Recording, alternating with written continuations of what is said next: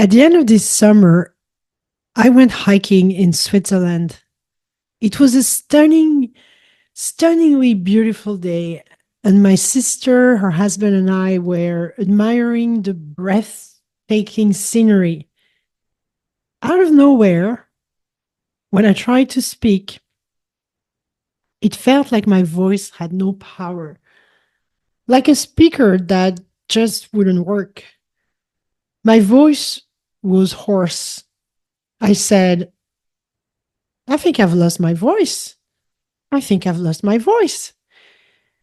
So my brother in law immediately said, "Ah, you must be dehydrated."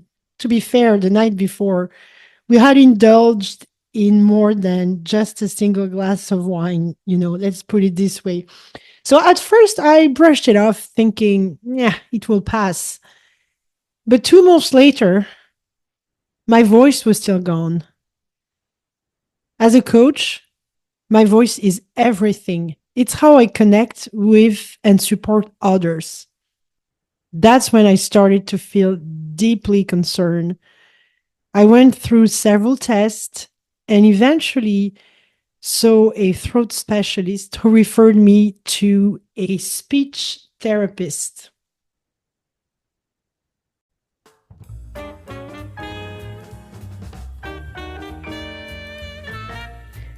Welcome to the Leadership Podcast. My name is Liliane, but you can call me Lily. Here we talk about leadership, personal development, and occasionally health. Yes, we do talk about health. Remember, your health is your wealth.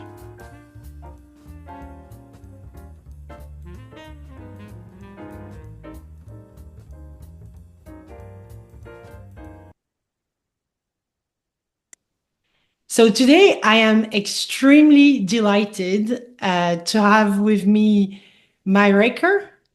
I'll let you introduce yourself, and thanks so much for being here today. Thank you, Liliane. Yeah, I'm Marijke Morris. I'm a speech and language therapist, and I work with children and adults. And other than voice, also stuttering, speech sound disorders, language disorders, kind of a bit of everything. But kind of stuttering and voice have kind of been a passion of mine lately. And can I ask you why it's been a passion of yours? I think it is really fascinating how our mind and our body kind of connect when we have difficulties, like you noticed yourself. If there is a disconnect between mind and body, or there's something that's preventing us, so a disorder of some kind or a difficulty of some kind that's preventing us from fully participating in what we need to do, all of those things, I find it really joyful to be able to help people who are experiencing those difficulties, because there's always something we can do to help, and that change that move from maybe sometimes anxiety, sometimes suffering, sometimes just being able to not fully function as the ideal you, the person who you really are, and to be able to kind of open up those options. I think that is what the best thing about what I do.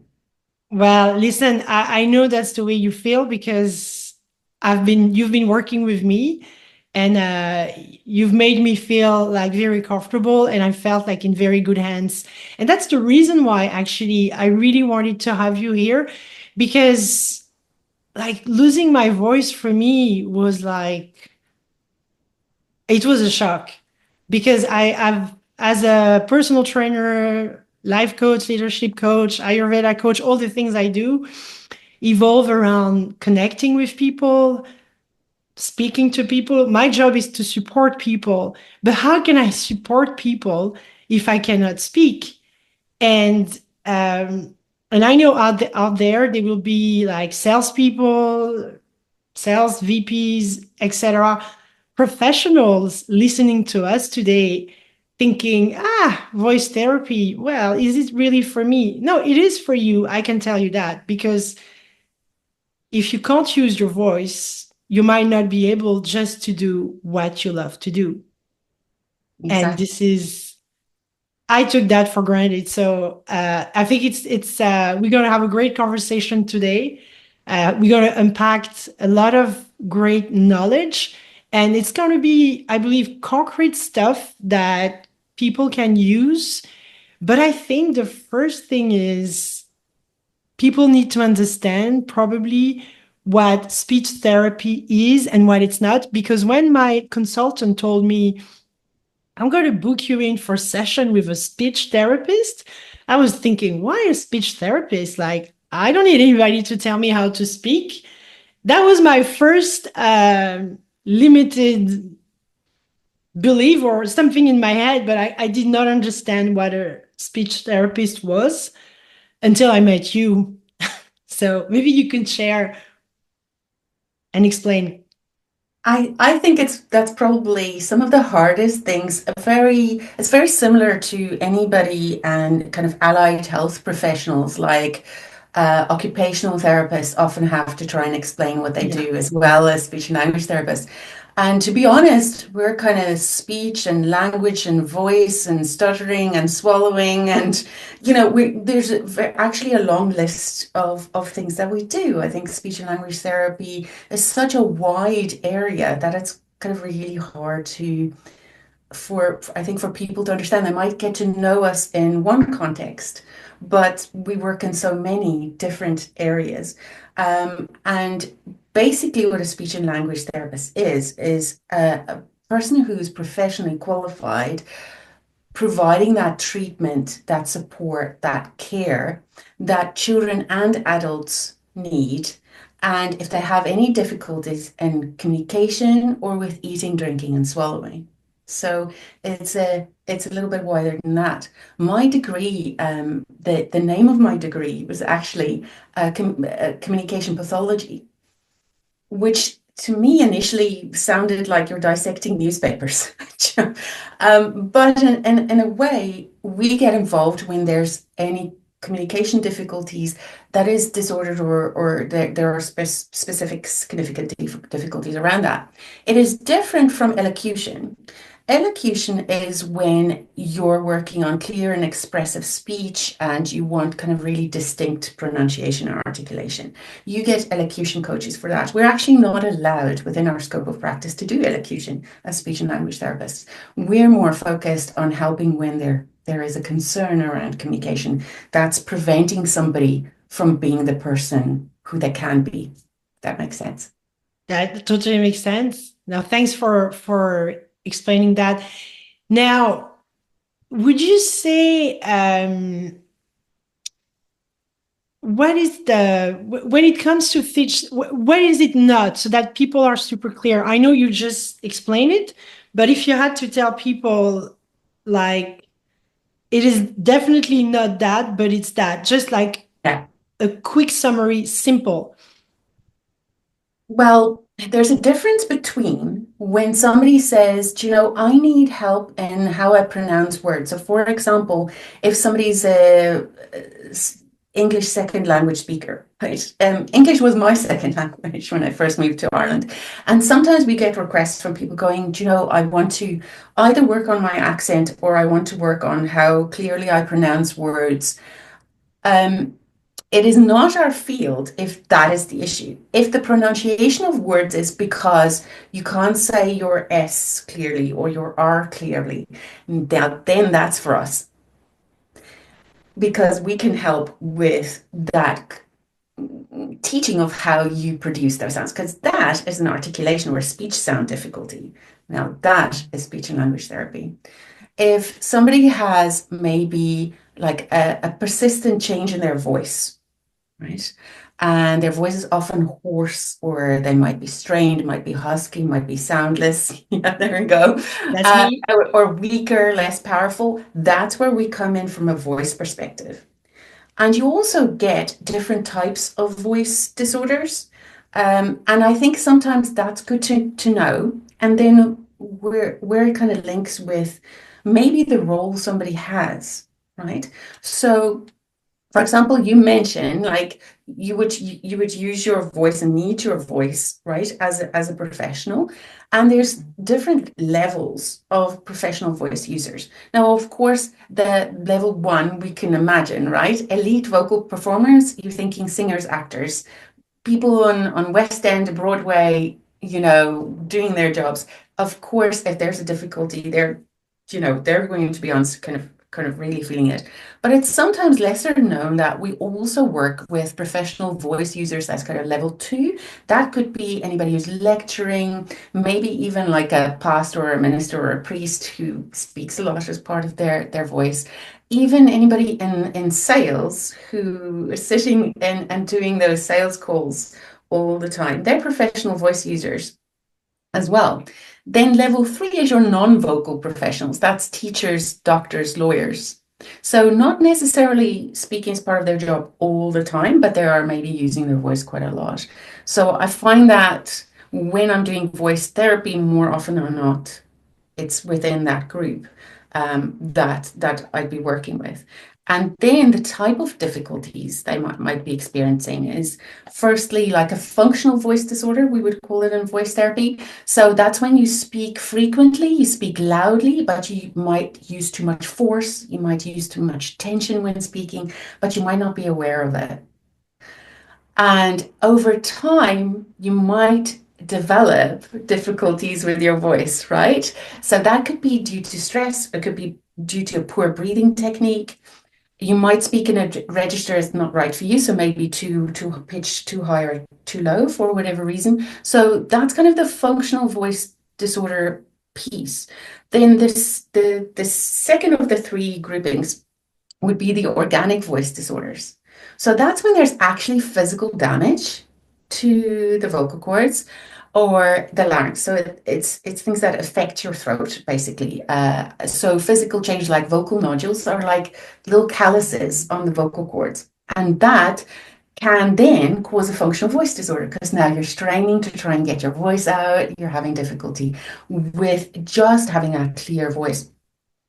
And then you could also have something like a thyroidectomy, and let's say there's some side effects of the surgery.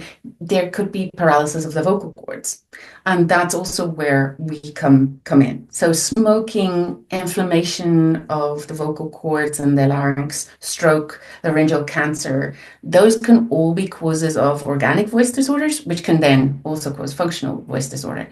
And then the last grouping is the psychogenic voice disorder group. So that's when somebody's voice might be hoarse or cracked or completely silent, but it's usually after a distressing event. So some kind of trauma, persistent stress, or result of mental health difficulties like depression. So that's generally kind of those three groupings. Now, you could get other speech disorders that cause voice difficulties, like dysarthria is when you have difficulty moving your tongue in your mouth and your jaw, and because of that, you have difficulty with your voice. Or you could have voice disorders and speech disorders together, like Parkinson's disease. And that might be hard then to swallow as well. So that's where a speech and language therapist comes in from a swallowing perspective as well as voice. So you will need in those cases a speech and language therapist with that expertise in neurological difficulties so they can help you with the swallowing piece. So it gets really complicated. But the majority of the time we see somebody with voice difficulties, it's usually what we call muscle tension dysphonia, which is one of those functional difficulties where somebody has been straining a long time and then their voice, they would say their voice gives out on them, or they might lose their voice for a short period of time and then they get it back, but they're not concerned. But usually years later, I'm the one seeing them because they're either not able to regain their voice or they have vocal nodules as a result of all that straining and tension. Like there is so much that you just shared, so I want to unpack a few things. So first, like I'm more than happy to be very transparent as I started telling my own story, because as you were describing the different levels, I think you've mentioned three levels. Mhm. Based on my understanding on my situation, I feel like I'm level one and two. So basically for me, I was teaching at a gym. So I'm very like I'm a personal trainer as well. I'm passionate about teaching in general.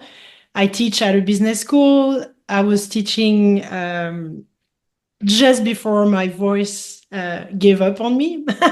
I was teaching at a gym, and that was like intense exercise teaching. Obviously, I don't think I was good at projecting my voice. And I could feel like, actually, I felt like I had no power. Or maybe I did not use the mic properly. I don't really know. But there is a class called Body Attack where you're jumping everywhere, left, right, center. It's mad. And you have the mic and you're supposed to speak as if you were just walking. So, quite an intense exercise physically, mentally. And I think I was struggling, and members were looking at me like, "Hey, Lily, we can't hear you," even though I had the mic. So that's when I kind of was like, "I'm not good at this."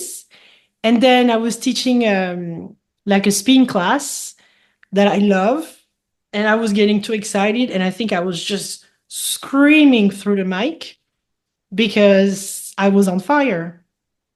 So my question to you is, based on what you've seen, and you've seen some videos or pictures of my throats, for how long you believe, I don't know if it's a fair question on you, but would you say that was caused by me straining my voice for the last 9 to 10 months, mostly in the gym? Because I think that was really intense. Or was that something that I had ongoing over the years? Because to be completely honest, sometimes when I was tired, when I was stressed, or I don't drink anymore, like a single drop of alcohol. But let's say before, as a salesperson, you had those evenings where you finish the quarter, everybody goes on, like we say in Ireland, we go on the lash a bit. And Mhm. then the next day you're dehydrated and your voice is like, so what do you think it is? Is it recent? What is your guess? No, it's definitely years long of a pattern, Really? right? Because our voice is part of our body. And we move our body in a certain way, in the way we learn to do it, even from when we were little, right? So we learn these habits. Do you know, strangely enough, because Strictly Come Dancing is on at the moment, I kind of think of this as an analogy. They always talk about, oh, we spent like hours or days just working on walking and walking properly, right? Before they learn how to dance, because there are certain things that they've done that changes their walk or it makes it a bit different, which then is not a good foundation for dancing. It's the same thing in speaking.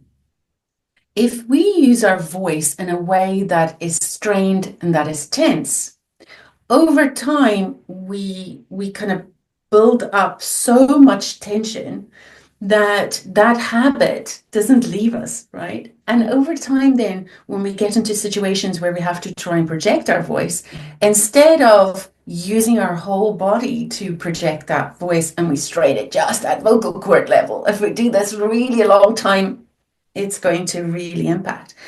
And what's fascinating is how people misinterpret then why your voice is hoarse.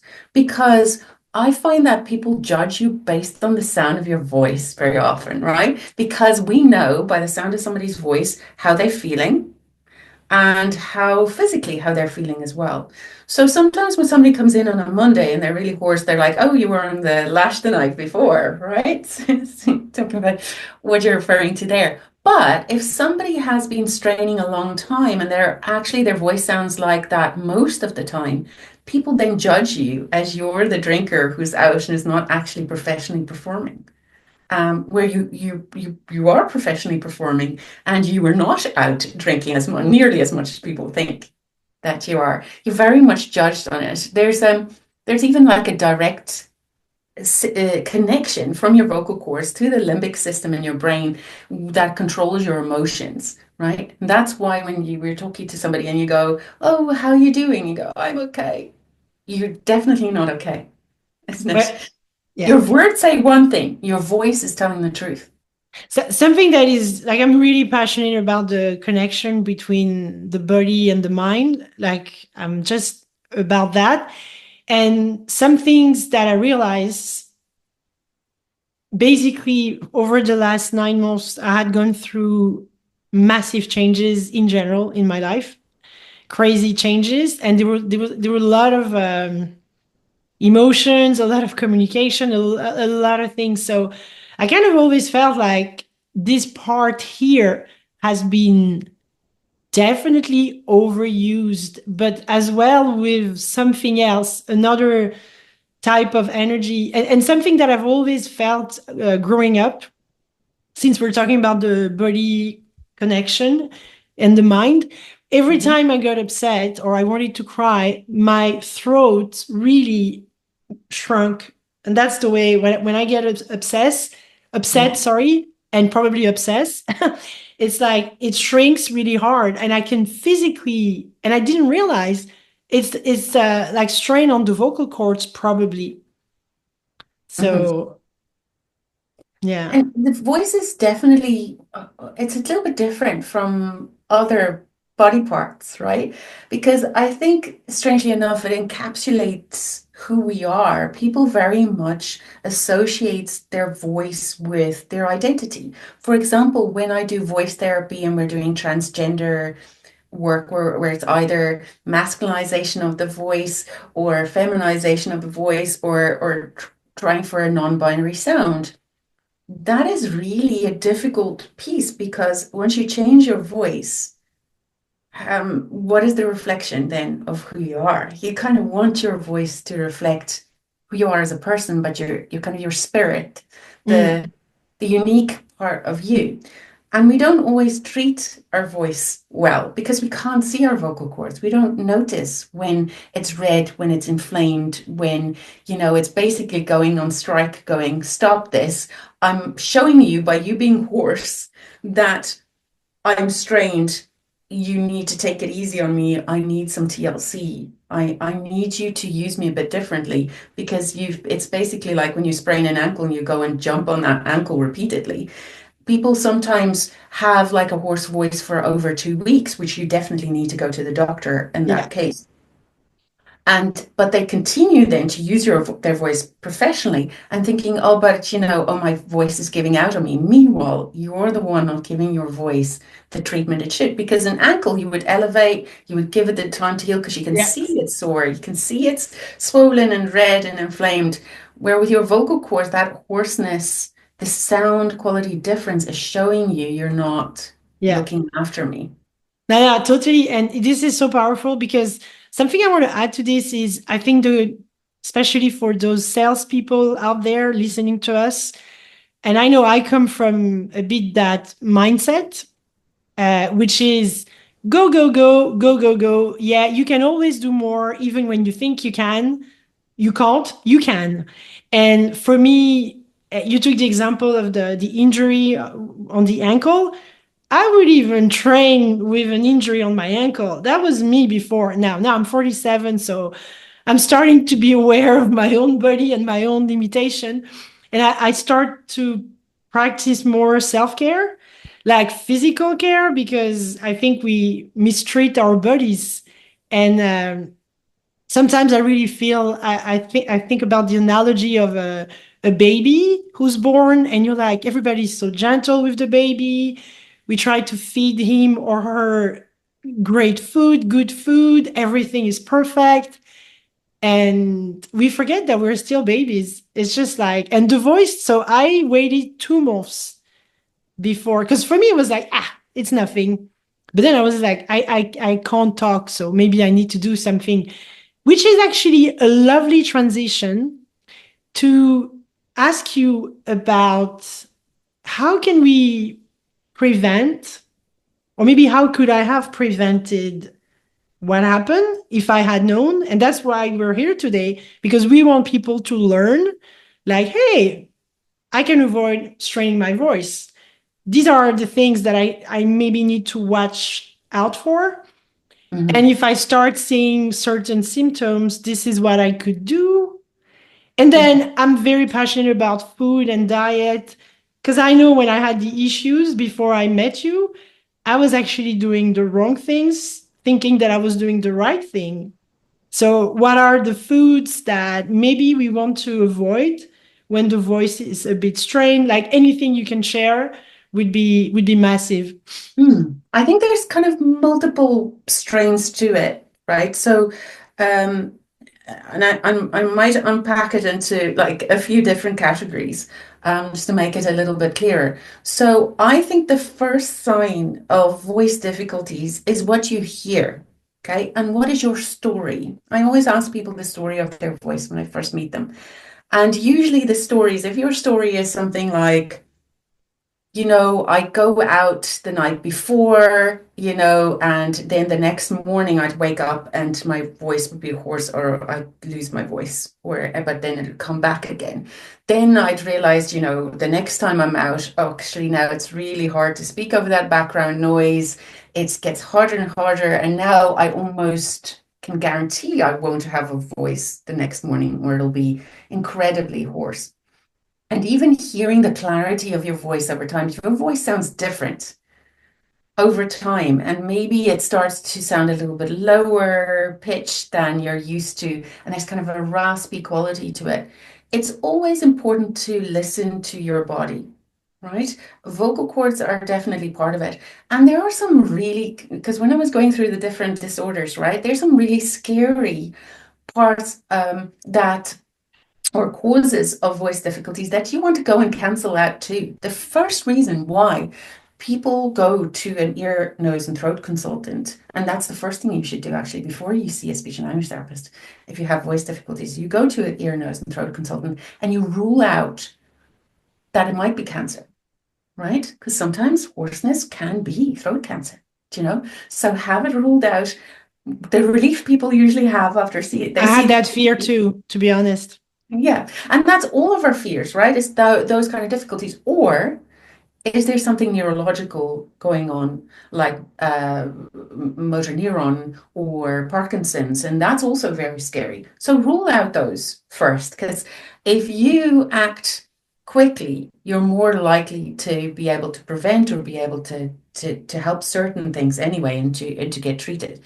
But then when we're just left with, okay, those are out, but we're maybe talking about vocal nodules at this stage because the voice is like breathy, comes and goes in and out, like a little bit like that kind of sound to it, or you're hoarse very often. That's the time to act. And there can be different things that can aggravate that as well.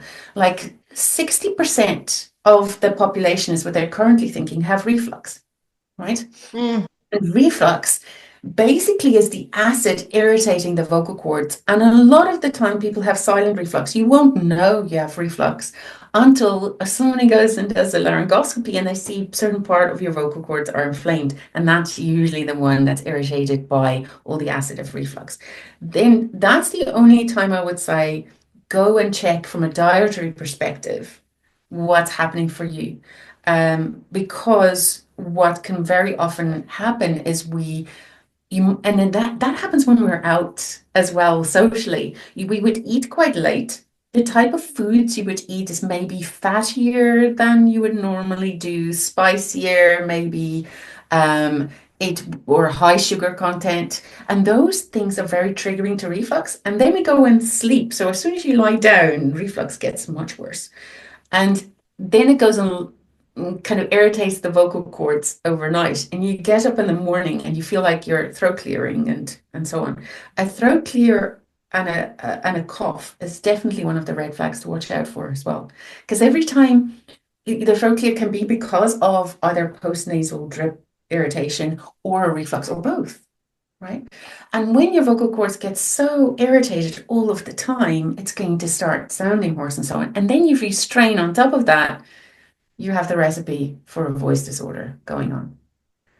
So I think it's important to kind of see maybe if after you eat, is there something that makes your throat tickle, makes you want to clear your throat? Maybe there's a trigger food that makes you have reflux. There's some reflux questionnaires people can do just to see, do I have reflux? Just to double check what it is, because it's actually more common than people think and really irritating to us vocal cords. In itself, it won't cause a voice disorder, but it can, if you strain your voice, be an additional irritant. Well, me at the end of the day, because I don't mind sharing, the the mm, the scan I did revealed that I had nodules. I know I have reflux, and I had a cyst as well. So I think it was a nice combo. The voice is better, but it's not there yet, I think. What do you say? Compared to the last time we did No, our it session. has improved, and I think steaming really helped with that, right? Yeah. Steaming is a little bit like a massage for the vocal cords. It Yeah. is, like, if you are somebody who uses your voice a lot, even if there's not necessarily anything wrong with your voice, steaming is a great way Mm. to kind of just treat your voice, whether it's a steam room or whether it's the facial sauna or anything like that. And upping the liquids, we need to drink enough. Like, the two enemies of voice is dryness and tension. So if Yeah. you take those out, because you can imagine how many people would work in an air-conditioned office, Mm. right? And then maybe in a background noise, or yeah, you might be in types of meetings or conversations where things are a little bit irate and there's a lot of conflict. I think the sales, for example, the sales environment is very much like that, right? Very competitive, very you kind of have to be heard. And in order for that, you need to project. So you kind of need to balance things out by healthy habits in general. What's also really, really good to do is any kind of mindfulness, meditation, anything that tunes you in to your mind and body and kind of reconnects again, because that helps stress. Because so many people are under stress all of the time, and maybe too much stress than we actually should be doing. And some of the first places you show stress is in your voice. No, yeah, totally. And I actually, as an Ayurveda coach, I was doing kind of meditation for the throat chakra myself, and I felt like it helped me because my neck was very tight as well. Might be the gym, might be different things, might be tension, might be stress. Not sure. Another thing you said. So you said obviously steaming rooms are great, but what about saunas? Because I'm just watching, I'm just trying to look after my vocal cords. Yeah. So I've been in the gym in the past week almost every day, and I was like, I'd love to go to the sauna, but is it good? Because sauna is dry. Is it good or is it not good? It's a dry heat. So I'd say if you have voice difficulties, because dryness is one of the enemies of voice, I wouldn't. No. No, exactly. So it's the steam room that we want. Yes, exactly. Until the voice recovers, then go ahead and do whatever you need to do because it does recover. But you do need to invest the time in that TLC. If somebody has been straining their voice for years, it takes months to recover. It doesn't take years to recover, but it does take months. So it's important just to take your time and a little bit at a time, just do a few things, little bit often. We don't necessarily need to sit for half an hour and do voice care. Even little bits and pieces can go a long way. Doing the steaming, drinking more, seeing if you can add a little bit of a humidifier into your space to help combat that dryness of the air conditioning. Yeah, That can be quite helpful, especially if you're sleeping at night and in a dry space, humidifier can be quite helpful. totally. Something I was wondering, I mean, obviously, if I had known that, maybe things would have been different. But it is what it is. We live and we learn. And any kind of warm up, vocal warm ups type of exercise you would recommend, especially for people that are like doing a lot of public speaking. Mhm. Um, anything you'd recommend? I think if somebody is experiencing some voice difficulties, but it's not necessarily I mean, severe. before they even experience them. That's what I Yeah, mean.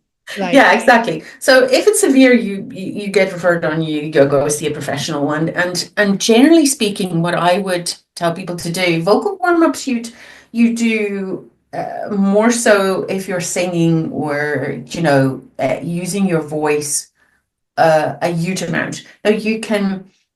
Instead of a warm up, what you could do is almost like a prep to reduce any tension. So sometimes if you know you're going to be using your voice a lot, I would steam in the morning and I'd steam in the evening because you find you'll experience vocal fatigue. Okay, over because most people would explain to me, yeah, by the end of the day, my voice is so tired, I can barely speak anymore. It's Mm, just, and steaming really helps with that because it lubricates the vocal folds and it also kind of releases the tension at the same time. So that's a way to kind of prep for it as well. Then another thing is to relieve some of the tension in the body, and especially what we hold in our shoulders and our neck. mm. So even just some gentle kind of shoulder rolls to release some of the tension in the neck and the shoulders that, because there are muscles that connect to the throat from the back and the neck and the shoulders. If we have tension in our neck and our shoulders, we use our voice consistently within that environment, we're bringing in extra tension. So that might not necessarily in itself cause a problem, but the more you strain, the more you might get hoarse, the more hoarse you get, the more you might strain, and now we've got a snowball effect going. So if you see a little bit of that starting to happen, then it's good to kind of break the cycle a little bit by relieving some of that tension. And then YouTube has some great exercises that we call SOVT exercises, so semi-occluded vocal tract exercises. So that can be straw phonation, it can be lip trills, it can be tongue trills, it can be cup phonation, there's humming, there's tons of things people can choose from. And even just choose one of those things that you like. You're not going to do an exercise that you don't like, right? If it's annoying, you're not going to practice it. And even if you just do a minute of that, before a call, if you're doing a meeting online, you know you're going to have to speak a lot. It kind of sets up, it's like doing just stretches before you go off and you do a sprint or a marathon. Yeah, I have something I can show you actually. This is what I use. So Awesome for your I have steaming. it next to my desk. So when I start the day, I make sure I steam. So And yeah. how does it make you feel? How does your throat feel after steaming? No, I feel like it's more relaxed. It's not tense, as if it expanded a bit. Like Mm. so, yeah, And sometimes even a yawn can be a great way to stretch the back of the throat. yeah, Because you're also getting a really good intake of air. Because sometimes we just need to adjust our posture a little bit and just make sure that even how your head position is when you're speaking a lot. When people want to try and project their voice, they often stick their chins out and mm, extend their throat a bit. And that puts a lot of tension there. And if you're already you doing a lot of muscle strain and yeah. so on, it just exacerbates it. So it's best to sometimes even just check, where's my head when I'm making all those calls? Do am I at a strange angle, bringing tension Yeah, into my body? Any tension, is not a good thing. You want to kind of break that tension and just make sure it's not persistent, not chronic, build into something more harmful. totally. Something basic that I just would will practice now. Like even now, obviously, when I go and teach at a business school, I bought a mic. I have a little mic with a little speaker that I carry around me, and my students were kind of laughing at me. They're like, "Oh my God, it looks like we're going on a tour." I'm like, "Yeah, it doesn't matter because I'm just not doing that anymore." And I'm thinking, even when my voice is better, because I get excited and I tend to push too much. So sometimes it's great to get a mic. If you have a room of 30 people, that's personally what I know I'm going to do now. I'm just going to use my little mic because it's 3 hours of talking Yeah. is a lot. Yeah. Yeah. When you use your voice professionally, right, it's like anything else you need as a professional. You look at what tools there Mm, is you can use. I often recommend amplifiers to teachers because they're using their voice a lot. They have to project it because the kids aren't always paying attention. So, in a classroom in schools, that's really often quite helpful. And it takes the need away to be projecting all the time. And if we have to give that holler across the yard, or if you have to give somebody a shout going fire, that you're able to do that with Yeah. like a kind of strong, safe voice instead of all kind of in the throat, all really tight. We want to move away from that and just power things through with the breath instead and make that the engine instead. But in the meantime, if you have to go for a long time, it's good to have something there to support your voice, and sometimes think maybe especially like I would say to people, always watch out, to not whisper, but just use your voice quietly, because people don't know that you're actually straining your voice when you whisper. Right? But if you speak quietly like this, it's a much nicer way to do it. You don't need to rest your voice necessarily. Maybe just speak a little bit less if you know your voice is poor. Avoid kind of situations where you have to speak over background noise and all of that, but just while it's recovering. But it can be good to kind of know these things, because people, for example, don't know, like instead of gargling, maybe just rinse, because people go, and that brings the vocal cords together. And a big no-no, I always tell people, and you're aware of this, Lillian, as well, is the no throat clearing. Thanks to you, I had no clue, and I think this is amazing because once again, it's going back to the body and mind connection. I realized thanks to our sessions that I was doing things without realizing, because I would be trying to whisper, I'm not going to do it, thinking, oh, I'm giving myself a break. No, it's actually not good. Mhm. And then when you're told and you do it, you can feel it then, and you're like, oh, I know that. I can tell. But before you were doing it, but you could not tell. It's just the connection was not there. Yeah. And I don't think people realize that when you clear your throat and you go, right, you're bringing your vocal cords really harshly together.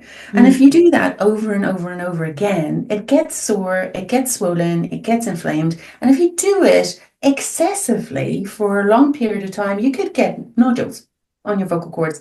And then you need therapy or surgery to do that. And I usually got, to I got prevent both. nodules. Where usually we can shrink the nodules down with voice therapy, because we're teaching a different way of using the voice by reducing that, Mm. the activities we do to maybe annoy and irritate the vocal cords. So throat clearing and kind of the cough where we go, right? That's almost a throat clear cough. People think they're clearing their throat. Actually, the word throat clearing is not what's happening. It's throat irritation, right? So all Mm. you're doing is you're irritating everything. And the reason why we're throat clearing, sometimes it's because of reflux. Sometimes it's because of an annoying kind of postnasal drip that's irritating. It is much better to, instead of throat clear, to take a sip of water and then firm swallow if that doesn't work, and then do kind of a chesty cough, Yeah. right? And then go through that cycle over and over again until you don't feel that temptation to clear. Or an alternative is you can hum. You know, I Yeah. always kind of would be walking around, if I feel that temptation to clear, I'd be like, and my husband will be like, "What are you doing?" And I'm like, "Yeah, yeah." It's instead of throat clearing, it works really well. But also in a meeting, you can go, and you can get rid of that situation as well. And also means that you're not constantly coughing. You could technically also just do the sip of water from swallow if people are a little bit concerned. You have a cough, you're sick, what are you doing in the office? Yeah. If you want to avoid that. But that avoids that constant irritation of the vocal cords coming together Mm. harshly over and over and over again.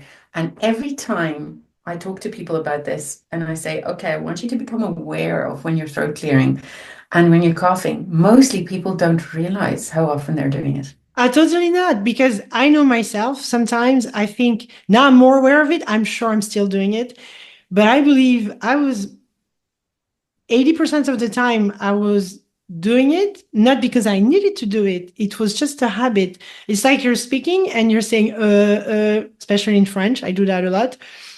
and you don't need to say it. It's just you're filling a gap or something, and it becomes a habit, and you don't even realize that you're doing it. So connection between the mind and the body is like That's it exactly. And we know it takes about autopilot. and it takes about 10 days to learn a new habit. Mm.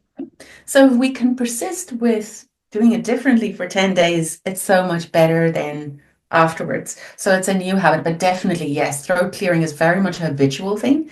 And it doesn't do anything to actually clear your throat and make you feel better. It just makes it worse. Yeah, no, totally. Um, Conscious of time, I wonder if maybe you could leave an advice for professional, like a final advice on, what you want them to take out from today's conversation. And as well, if you have, I don't know, any content that you recommend people would read, or as well, when people can find you as well, because they might want to connect. Mhm. Well, I think the main message and what we were talking about mostly today is to become aware of your voice, to kind of tune into your voice as part of your body, and that your voice and your vocal cords in particular are working really hard. So, some TLC to help your voice. We're talking about steaming, about drinking more, about avoiding the throat clearing and maybe doing that sip and a firm swallow or a hum instead can be really helpful just for some really good voice care in general. And if you have any concerns, if you're hoarse for more than 2 weeks, go see a doctor. And if you have voice difficulties, go see an ear, nose, and throat consultant and go have it checked out. And then they might recommend voice therapy. Now you will know why. And what we were doing, it's very short-term therapy, to be honest. We just give the tools so that people can address the difficulties and maybe the habits, and then you can go on and use those tools further on. And people can check out our website, catsireland.com. We have a special page on voice that explains some of the difficulties there. But definitely you could have used the power of Google to go and look at some of those semi-occluded vocal tract exercises for some ideas on how to kind of do some additional pieces to help your voice if you are having some deep difficulties. Thank you, Marijke, for sharing such valuable insights with us today. Your expertise has given us much deeper understanding of how to care for our voices and why it matters, not just for professionals, but for anyone who uses their voice as a key part of their daily life. As we wrap up, I'd like to leave our listeners with a thought. Our voices are more than just tools, they're expressions of who we are. Taking care of them isn't just about maintaining functionality, it's about honoring the connection we create with others and ourselves. To our listeners, if you found today's episode helpful, I encourage you to start implementing some of the simple tips Marika shared with us today, like staying hydrated, like steaming before you have a major talk or a major speaking session, steam before and after, practicing vocal warm ups, and listening to your body when it signals fatigue. Remember, prevention is always better than cure. Thank you for tuning in today into the Leadership Podcast. If you've enjoyed this episode, please consider leaving a review or sharing it with someone who could benefit from these insights. Until next time, take care of your health, your voice, and your leadership journey. This is Lily, signing off. Stay inspired.